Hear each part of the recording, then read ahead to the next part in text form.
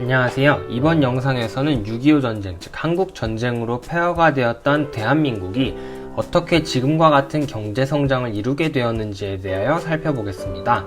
이번 영상은 경제적인 관점에서 살펴본 것입니다. 따라서 역대 대통령들에 대한 평가는 정치, 경제적인 내용을 함께 보면서 여러분만의 역사관을 바탕으로 평가해 보시기 바랍니다.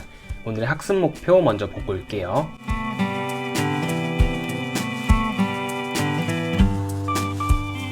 지난 시간에는 우리 국민들이 민주주의 국가를 만들기 위해 실시한 노력들을 시기별로 살펴보고 민주화를 이룬 후에 세워진 정부의 정치적인 모습에 대하여 살펴보았습니다. 잘 기억이 나지 않으시는 분들은 이전 영상을 먼저 살펴보시면 되겠습니다. 6.25 전쟁 막바지 이승만 정부를 기억하시나요? 이승만 정부는 휴전협정에 동의하는 대가로 미국으로부터 미국이 한국을 보호해주겠다는 한미 상호 방위조약을 체결하였었죠.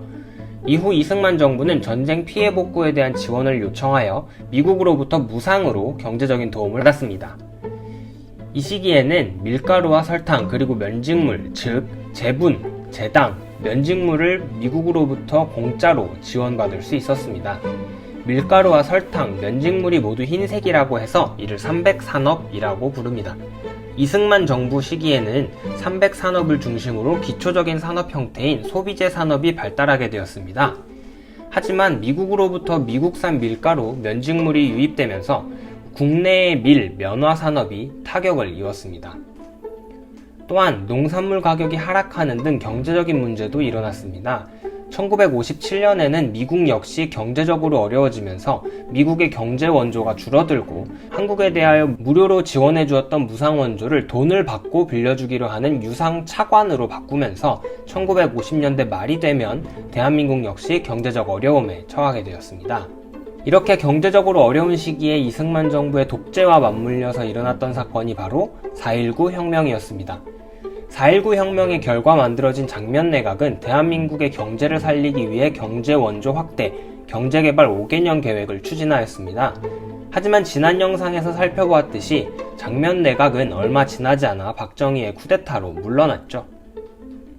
박정희 정부는 장면내각이 이러한 경제정책을 본격적으로 추진해 나갔습니다. 박정희 정부는 농산물 가격 안정화 정책을 실시하여 이승만 정부 말 힘들어졌던 농업을 회복시키려 하였으며 1960년대에는 두 차례에 걸친 경제개발 계획을 통하여 이승만 정부 시기 실시되었던 소비재 중심 산업에서 한 단계 성장하여 제조업 분야에서의 성장을 시도하였습니다. 1960년대에는 제조업 중에서도 섬유, 잡화, 식품업 등의 경공업 분야를 육성하고 수출을 늘리는 정책을 추진하였습니다. 또한 서울과 부산을 잇는 경부고속도로를 건설하여 6.25 전쟁 이후 세계 최빈국 중 하나였던 대한민국이 경제적으로 성장할 수 있는 계기를 마련했습니다. 1970년대에는 두 차례에 걸친 경제개발 계획을 통하여 금속, 기계, 화학, 석유 등 중화학공업을 육성하였습니다. 이를 바탕으로 한국의 경제는 한강의 기적이라고 불릴 정도로 큰 성장을 이루게 되었습니다. 또한 박정희 정부는 1970년부터 새마을 운동을 전개하여 농촌 근대화를 추진하는 등 대한민국의 경제 성장을 위하여 노력하였습니다.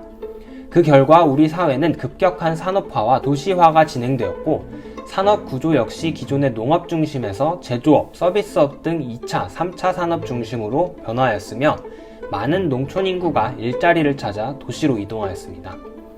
하지만 이러한 경제성장도 1970년대 말 국제적으로 석유 가격이 급상승하는 석유 파동이 일어나면서 석유가 핵심인 중화학공업에 타격을 입었고 한국 경제가 어려워지기도 했습니다. 이외에도 경제성장의 이면에는 노동자, 농민들의 희생 강요가 있었습니다. 급속한 경제성장을 추진하는 과정에서 당시 우리나라의 노동자들은 열악한 환경 속에서 매우 오랜 시간 근무하면서도 적은 임금을 받았습니다. 1970년에는 서울의 평화시장에서 일하던 노동자인 전태일이 근로기준법 준수를 외치면서 분신자살을 하는 사건이 발생했습니다. 당시 모습을 한번 살펴보겠습니다. 저희들은 근로기준법의 혜택을 조금도 못 받으며 더구나 2만여 명을 넘는 종업원의 90% 이상이 평균 연령 18세의 여성입니다. 기준법이 없다고 하더라도 인간으로서 어떻게 여자에게 하루 15시간의 작업을 강요합니까? 저희들의 요구는 1일 14시간의 작업 시간을 단축하십시오. 1일 10시간에서 12시간으로 1개월 특일 2일을 일요일마다 휴일로 쉬기를 희망합니다. 건강 진단을 정확하게 하여 주십시오. 시다공에 수당 현 70원 내지 100원을 50% 이상 인상하십시오. 절대로 무리한 요구가 아님을 맹세합니다. 인간으로서의 최소한의 요구입니다. 기업주 측에서도 충분히 지킬 수 있는 사항입니다. 전태일 평전 중에서 이를 계기로 노동자들의 근로 환경 개선, 임금 인상 등을 요구하는 운동이 전개되었습니다. 박정희 정부 말 이란에서 시작된 석유 파동으로 어려워진 한국 경제를 극복하기 위하여 전두환 정부는 중화학공업의 과잉 투자를 조정하고 부실 기업을 조정하였습니다. 그리고 1980년대 중반 이후 전 세계적으로 일어난 낮은 석유 가격, 낮은 이자율, 낮은 달러 환율, 즉 저유가, 저금리, 저달러에 힘입어 엄청난 경제 성장을 이루었습니다. 이 세 가지가 전 세계적으로는 낮아진 것이 우리나라에는 긍정적인 영향을 주었다고 해서 삼저호황이라고 합니다. 이를 계기로 잠시 어려워졌던 한국 경제는 다시 고도 성장하게 되었고 반도체 및 자동차 산업의 발전으로 이어졌습니다. 1980년대 후반 경제 성장을 바탕으로 정부는 복지 정책을 추진하기 시작했습니다. 건강보험제도를 실시하고 국민연금 등 사회보장제도를 확대하여 국민들의 삶을 안정시키고자 하였으며 의무교육 제도를 중학교까지 확대하였습니다. 김영삼 정부 시기에는 전 세계적인 시장 개방 압력이 거세지면서 세계화를 추진하였고 경제개발협력기구, 즉 OECD에 가입하였습니다. 하지만 무역 적자, 환율 폭등 등으로 인해 1997년 말 외환 위기를 맞았고 IMF의 긴급 구제 금융을 지원받게 되었습니다. 이 시기 국민들은 금모으기 운동을 추진하여 자발적으로 국가의 어려움을 해결하고자 노력하였으며 김대중 정부는 산업 구조조정을 실시하고 외국 자본을 유치하는 등의 노력을 통하여 2001년 IMF로부터 빌린 돈을 모두 갚을 수 있었습니다. 하지만 그 과정에서 대량 해고가 발생하면서 실업자가 늘어나는 등 사회 문제가 발생하기도 했습니다. 이번 영상에서는 6.25 전쟁 이후에 우리나라에서 실시된 경제정책들에 대하여 살펴보았습니다. 이번 영상 역시 당시 경제적인 상황 속에서 실시된 정책들을 중심으로 살펴보시면 되겠습니다.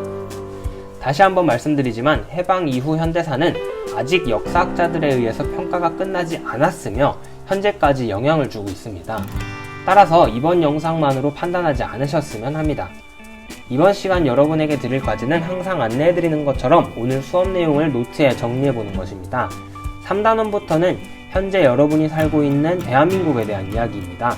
따라서 여러분이 먼저 정리해보고 정리한 내용을 찍어서 올려주시면 보충 설명해드리도록 하겠습니다. 그리고 이번에도 역시 수업 내용 중에 이해가 되지 않는 부분은 언제든지 질문해주시면 답변해드리도록 하겠습니다. 다음 영상부터는 세계사 영상을 한번 올려드리도록 하겠습니다. 이후 나와있는 북한과의 관계에 대한 내용은 세계사 부분을 어느 정도 한 뒤에 다시 올려드리도록 하겠습니다. 오늘도 수고 많았습니다. 다음 영상도 기대 많이 해주시고요. 그럼 우리는 다음 시간에 만나요. 안녕.